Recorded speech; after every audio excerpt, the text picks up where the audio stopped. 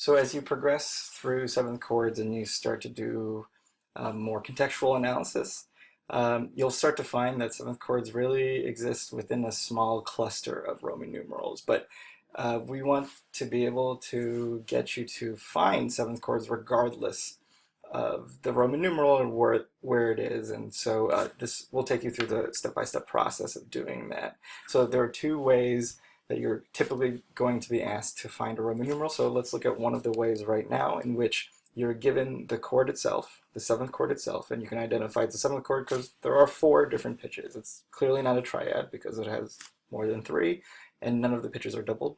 And we're given the key, in this case C major. So your task here is to identify what this chord is in the key of C major, including the BPS. So just like before, we're going to go through a step-by-step process, and first thing is to identify whether or not this is in root position. And as you can see, it's not, because we have 3 notes on spaces and 1 note on a line. It's all within an octave, so we need to put everything on a line or space.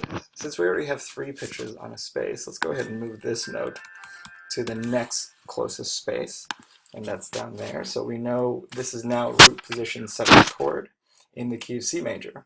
Now let's take a look at the root. Now that the bass note is also the root, before it wasn't, we can now look where this lies in the key of C. So in the key of C, D, which is the bass note and now the root and now the bass note as well, is scale degree 2, which means this is going to be some sort of 2 chord. So let's go ahead and that's the wrong one. So let's go ahead and identify the root here as 2. So we know in C major 2 is going to be a minor, some sort of minor, it's going to be a minor chord, and it's the 2-7 specifically is going to be a minor chord. So a minor triad plus a minor 7th, which we have right here. Okay, and so now that we know it's going to be a 2, we know it's a 7th chord of some sort. Let's go ahead and look at it again. So we know that D is the root, F is the bass note, which is the 3rd of this chord, which means it's going to be a 6-5.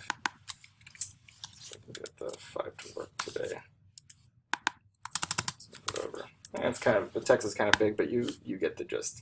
So we have a 2-6-5 chord in the key of C major.